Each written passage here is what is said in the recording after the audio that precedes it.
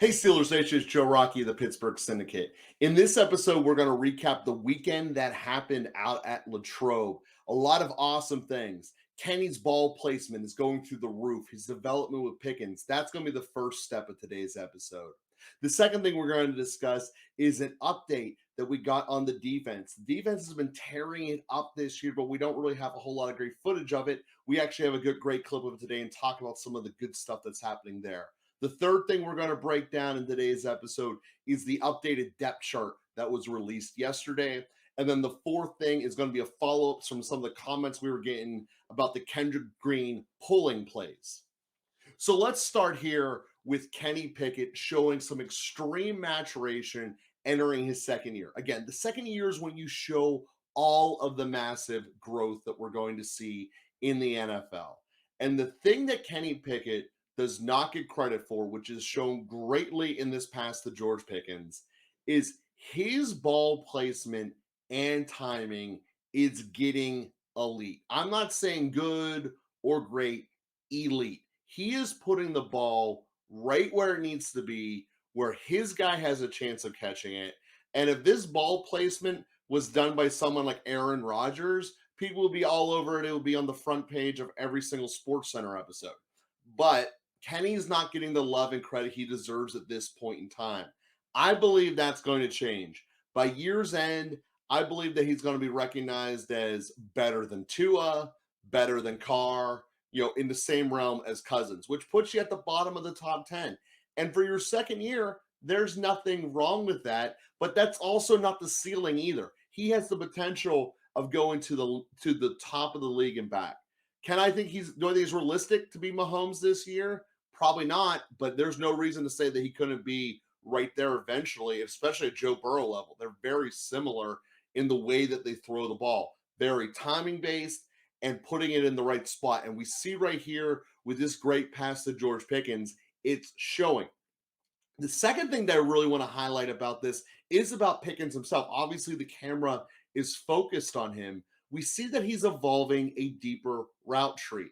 Here we're throwing in a post. But the much more important thing, and this is one of the things I really hope does stick with training camp, because in Canada, there's always this possibility the thing you see here never gets translated over because his ego can't let you see what he's really thinking. It doesn't work, but whatever. The thing with Canada's ego is he doesn't let you see what's going on. So he ends up wasting routes for things that won't translate to the game. But what George Pickens is doing here is phenomenally important. First off, evolved route tree. Second, he's not buried in the sidelines. So he has the capability of going in all directions to make a play, and the ball was spot on the money. This is something that if we keep seeing this growth and maturation from both the scheme and George Pickens playing it, it will absolutely be fundamentally great. And George Pickens should lead the team in targets. That kind of frame is basically impossible to catch. And that ball placement in that frame, that's the kind of thing that made Davante Adams. Catching the ball like that. He already has an insanely high catch radius based upon the balls thrown his way. Keep giving it to George. He's bringing it in, and it is absolutely fantastic. The second play I want to show here is a goal line drill where the ball ends up going to Deontay. And in this play, there's a couple of things I really want to point out. Once again, Kenny's ball placement and timing. As soon as Deontay is open out of his route, boom, the ball is right there. And in terms of the way the defense is covering this play, I really like it. It's kind of hard to see due to the camera angle, and hopefully with the NFL doing their preseason, they'll allow the coaches film. They didn't allow it last year's preseason, but hopefully they will this year so we can break down stuff like this in greater detail. But the one thing you're seeing what the defense is trying to do is the outside man is covering the outside receiver on his in-breaking route. But as soon as he starts to go outside, the next man over in this zone coverage package, being the linebacker, is trying to go with Deontay to the outside. Yes, in this circumstance, Deontay and Kenny beat it. That's a fact. Overall, across the league, this is a wrinkle that's not really happening. And I do believe it will be something that will lead to an interception down the road on the goal line. And goal line interceptions are always one of the most important plays in any football game. And I think that the defense is really primed for that. On that note, one of the things I want to talk about with the defense is the linebacking core. I was very worried coming into this season with our off-ball linebackers, the middle linebackers on the field. And there's a lot of reasons for that. First off, we've basically deleted and restarted our linebackers since Shazier left. And it really hasn't worked. We were getting the big names, the Joe Schoberts, the Jacks. They were supposed to be big-time studs, and nothing ever really happened with it. This year's linebacker group, at least in tackling and blitzing, they are showing some really great things. Are they going to be able to fully implement it in the form of coverage? That's yet to be seen. But one thing that is apparent with this group is that they are becoming much more reliable pieces rather than in years passes where they were the weak links we had to hide. These are now being links that we're confident in building around. And when we look at the defense overall across the personnel group, we have much more than 11 people that the coaches are fully confident and comfortable in. Again, we did not have that last year, and there have been years we haven't. It's basically been TJ, sack this guy before we get exposed, which, has worked. I'm not fighting that. But when you have a back end that is this successful and is being dominant, and there's comfortability in many different spots, well, this is how you get to grow a scheme correctly and evolve it dramatically. Because now we don't have to worry about hiding things. We've got, okay, you can do this. Now let's go see what the next step we can do is. Let's go see what the next point of growth we can do on the defense is. And it's coming in a lot of different ways. Again, you can see the evolved coverage wrinkle that we're seeing here.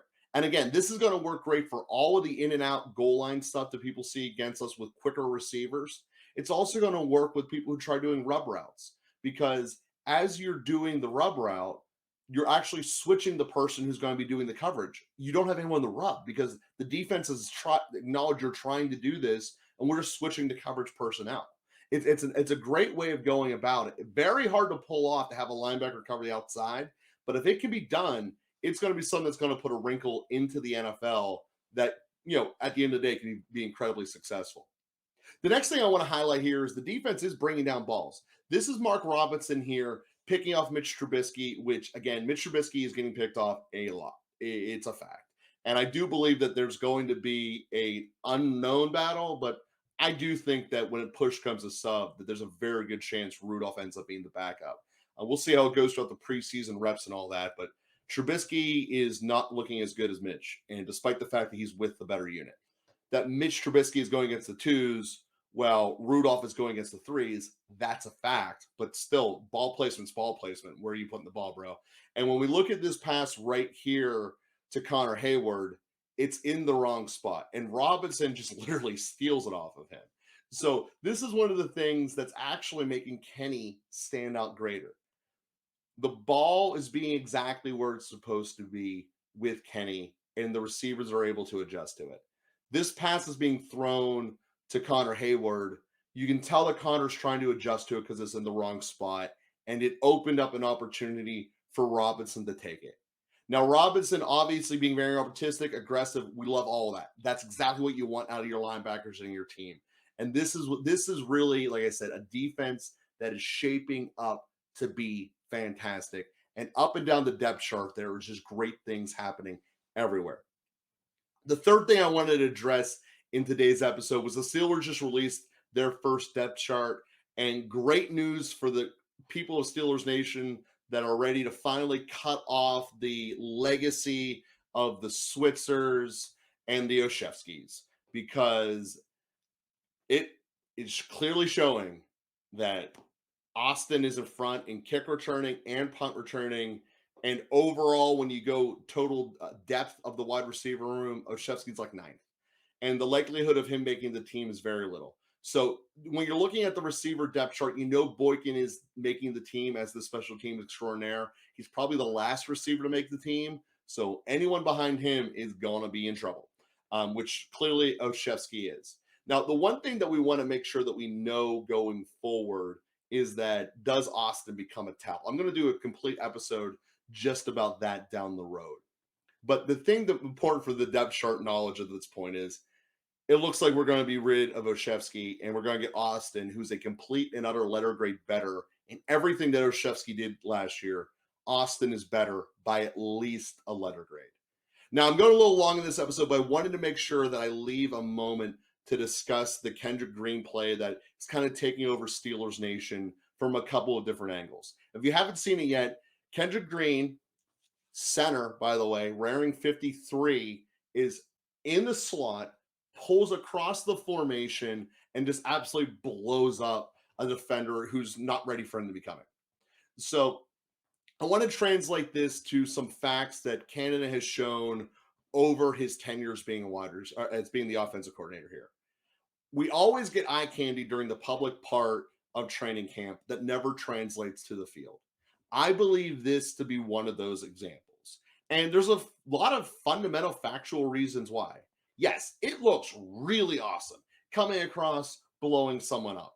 And if you catch a Myles Garrett or the other team's elite pass rusher, just blowing him up for one play might be completely worth it. But to think that this is going to be able to be used regularly, it's just never going to happen. A couple of basic reasons why. First, he's coming from the slot and in motion. Because of the nature that he's never going to be able to explode downfield and outrun even a linebacker, let alone a safety, there's a complete indication to just come in and crash the direction he's going. The Pittsburgh Steelers do not run incongruent offensive lines, meaning that every single person on the offensive line is blocking in the same direction on running plays, and that if it's a pass, they're all doing pass protection. There is never a fake out schematically that is intentionally drawn to show the left side blocking this way, the right side doing something completely different to show incongruency and slow down linebackers' processing speed. We don't do that. We never have. So when we see him screaming across the field, it's a giant indication the ball is going the way he is running, and it is going there on the ground. Next, when he is snapped and he is still in the tackles box, you're basically telling everyone where the ball is going. It's going inside because he's not going to be able to outrun it to the edge. So you are inviting all of the defenders to crash, and you just told them where. So there is no reason for it not to be inviting a 9-man box defensively.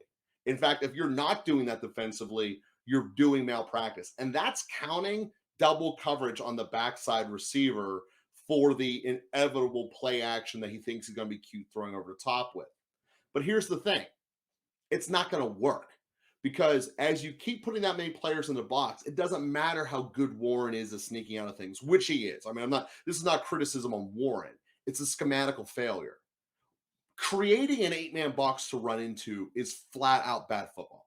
Yes, it looks pretty. It's fun. It's a poor schematic play. End of discussion. Then I got what if you do a naked boot coming off of it? Last year, Kenny Pickett got injured out of 3 games. He had to leave early. He's being noted as an NFL concussion-prone player. And we know that the NFL just randomly pulls you out and doesn't put you in for concussions. Any single thing that could leave him exposed to put him in a concussion environment where he get pulled out of the game is basically ending the season. We already were discussing how Mitch is incapable of coming in. He really is. He's nowhere near the level of Kenny. And to create a situation where he's ever doing a naked boot is asinine. Secondly, he was better throwing out of the pocket than on the run. So when we add all of this up, Kenny Pickett should never be put in a naked boot situation. This is something that looked really nice on Friday night. We got a big explosion. Crowd got to go crazy. It should not be done on an NFL field. And this is going to be the last point on Canada. Lawley keeps saying on his show every single week that we have not seen the real Matt Canada. That is a flat-out lie. Matt Canada got to choose the quarterback he wanted with the first pick of free agency. The Steelers brought in Mitch Trubisky. He wasn't able to do anything with him, and the offense was what it was. We need to stop giving him a pass because he failed. That is not okay. He chose Trubisky, and he made nothing productive out of it. Now, granted, that was his choice. He could have taken other options, and that was the direction we went. Or he could have started Kenny from the beginning.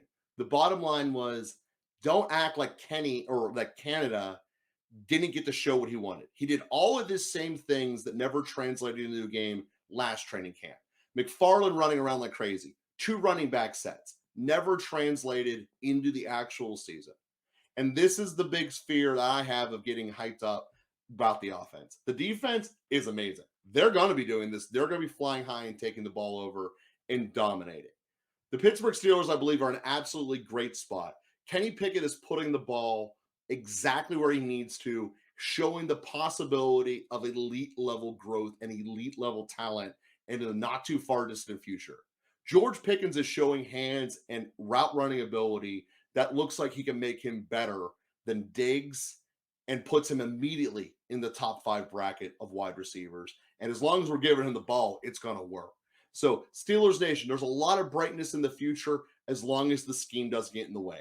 I think it's going to be a great season. Here we go, Steelers. Here we go.